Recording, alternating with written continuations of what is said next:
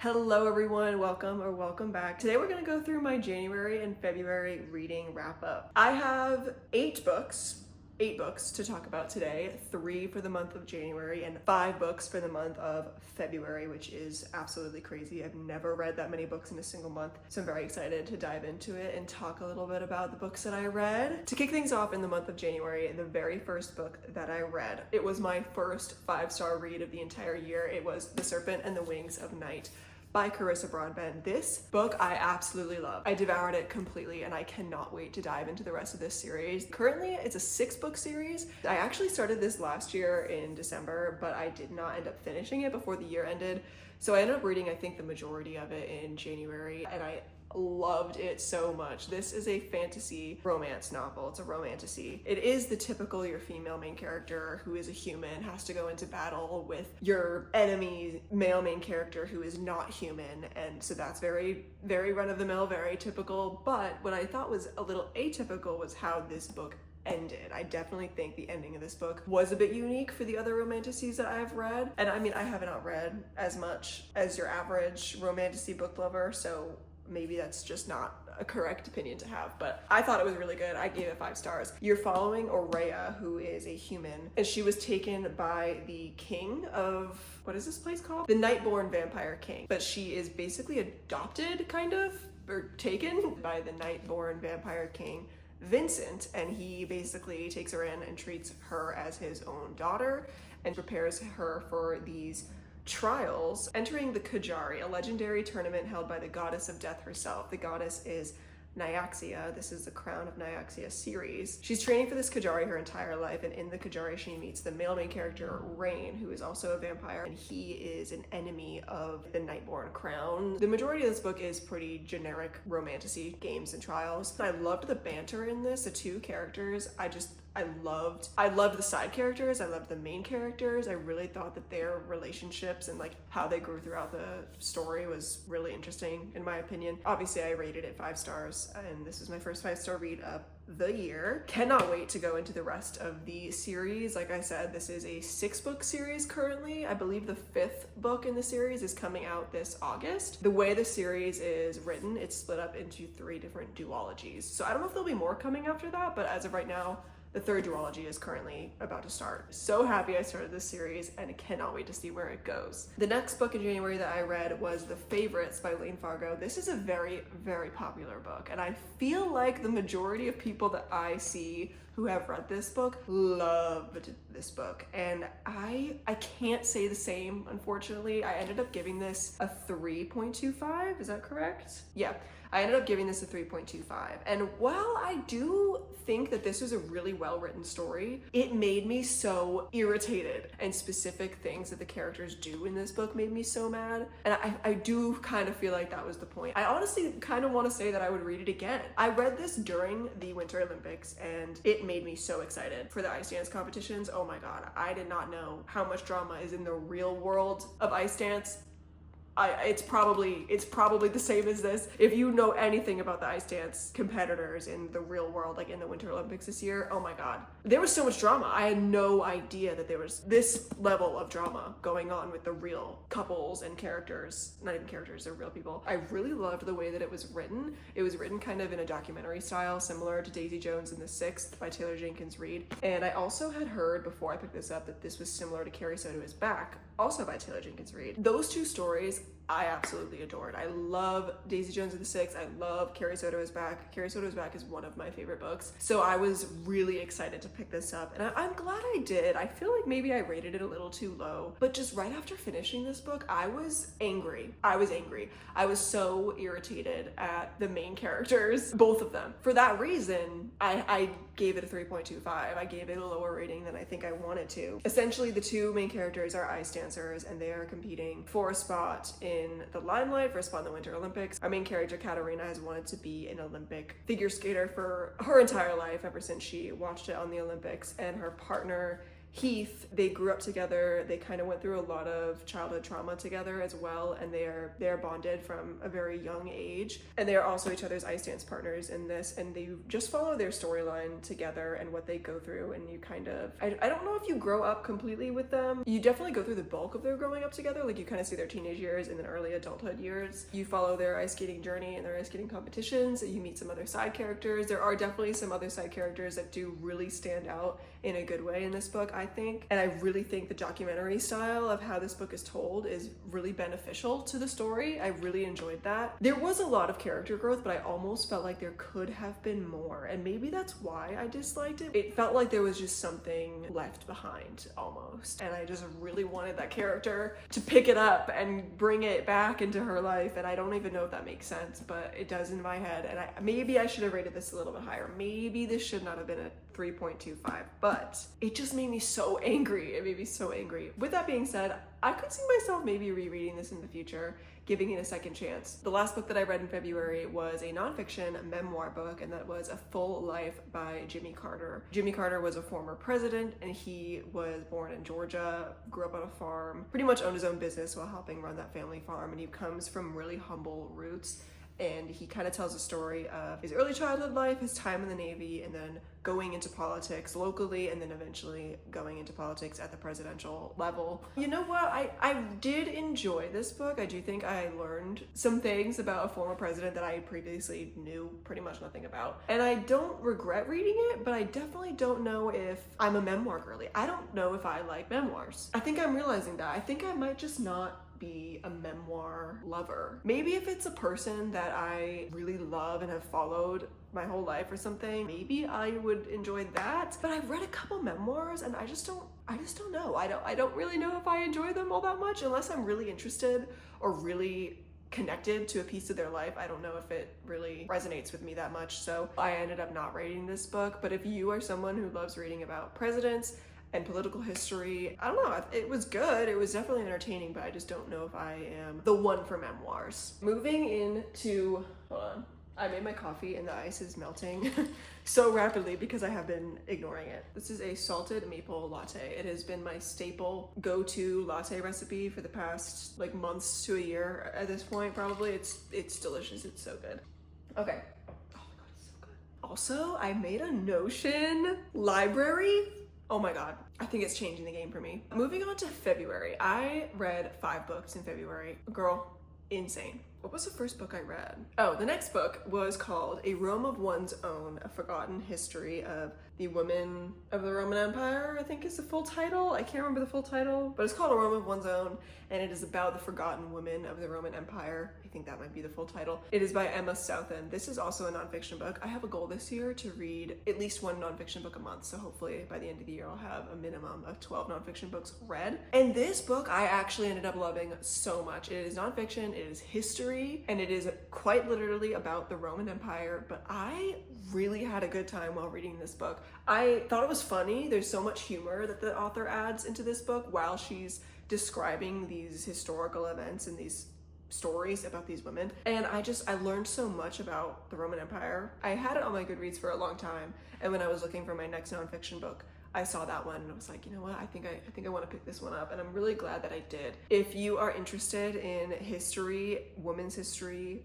Roman history, world history, anything else of the sort, I definitely think you would like this. Even if you're not, even if you're just someone who's like, I wanna, I don't know, learn about something that I never really thought I would want to learn about. This was a fun book to read. I enjoyed it. It was pretty short, and each chapter is about a different woman or set of women. I thought it was told really well. It kept my interest. For a history book, to keep my interest, that's pretty impressive in my opinion. I gave this 4 stars. I don't think I said that. Next, the next book I read in February was Before the Coffee Gets Cold. And this book, I feel like everybody knows about this book. It's not a cozy fantasy. I almost said it's a cozy fantasy. It's kind of cozy, but I think it's a bit more emotional than it is cozy. It's not like, oh my God, I'm gonna bawl my eyes out, but I did tear up, which actually, you know what? I don't cry at many books, so maybe you would cry. I don't know. I really liked it. It was very short. It's kind of a magical realism life book, I guess, is how I would describe it. And this is the first in a series of all of these kinds of books. It takes place in, I don't know what city it takes place in. I forget if it says the city, but it takes place in Japan, and it's inside this cafe the entire time. You never leave the cafe, and each chapter is following a different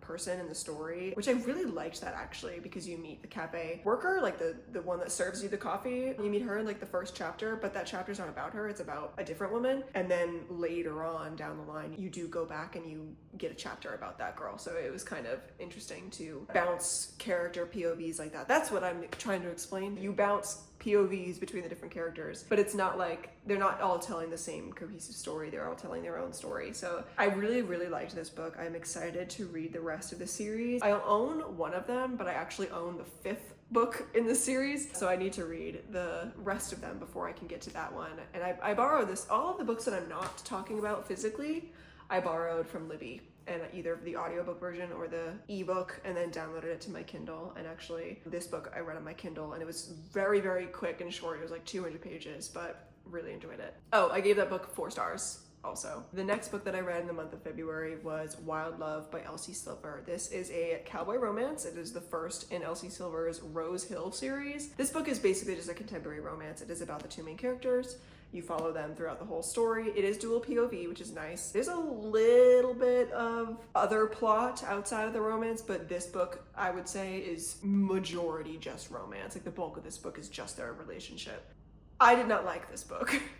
It was okay. It was okay. I gave it 2 stars, and I don't think I should have read this. I wanted to read it because it's so hyped, but I don't really read a lot of traditional, just straight up romance. Like if I'm gonna read a romance book, I'd kind of want it to be either a romantasy or there is some kind of general fiction plot going on at the same time as the romance plot. This was not really that. There was kind of a fiction plot going on. Like you learn from the back of the book that the male main character, Ford, finds out that he has a daughter. So there is a little bit of a different plot with his daughter going on, but in my opinion, it just did not feel realistic. I felt like the daughter showed up and everybody all of a sudden had this unique, special connection with her, and she's 12 years old. Like 12-year-olds are usually in that stage of life where they kind of just want to do their own thing. This young girl is in a different situation because she's just meeting her biological father for the first time. But the female main character in this book, Rosie, so you're following Rosie and Ford. The 2 of them are childhood friends. So Ford's best friend is Rosie's brother, so they kind of grew up with each other. The thing that I really didn't like about the relationship with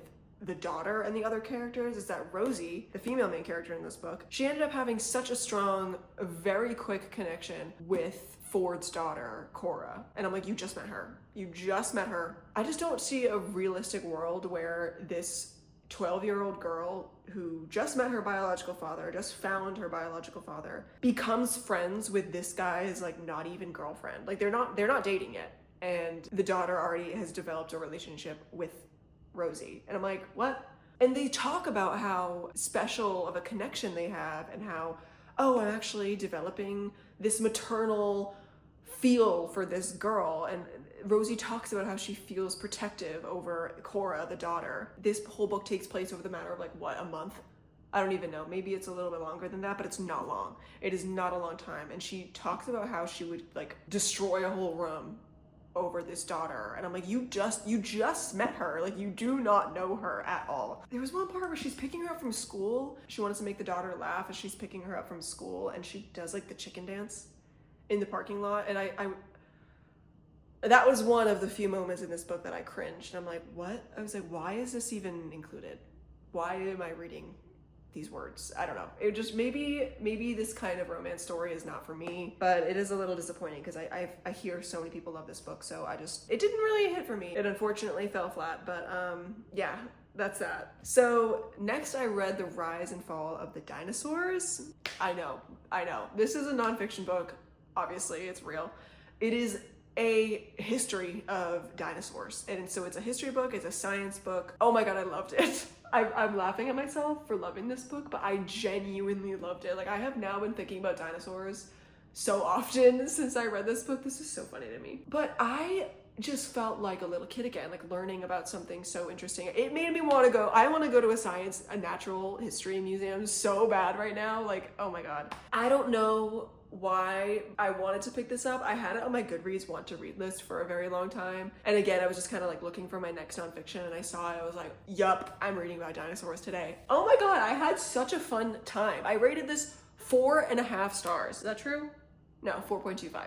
I gave it 4.25 stars. I would literally turn to Sam, my husband, and be like, do you want to know what I learned in my book today? And I would just tell him a random fact about dinosaurs. There's a Netflix documentary about dinosaurs that just came out in the beginning of March, and I want to watch it so bad. I don't even need to give an explanation about what this book is about, because it is quite literally about dinosaurs. But this guy has another book about the rise, I think it's called The Rise and Reign of Mammals, and it's kind of how, it's the beginning of the mammalian, is it a word? It's the beginning of like mammals and their history on Earth and where they started from, and kind of how they are now, how we are now, because we're mammals, how they're now there's such a dominant, what is it? Domain? Class? Kingdom? Phylum? I don't know, it's one of those. Oh man, what is it? Dear King Philip ate a bowl of spaghetti or something like that. That gave us good spaghetti. What is it? You know what I'm talking about. If you went to like elementary school, you know what I'm talking about. What is it? I don't know. But there's a whole acronym for it, and it's one of those. I don't remember where mammals fall under. That's probably a really dumb thing to say out loud, but it's the truth. That's why I'm reading nonfiction books, to teach me some things and reteach me some things, clearly. But long story short, I had such a good time learning about dinosaurs, okay?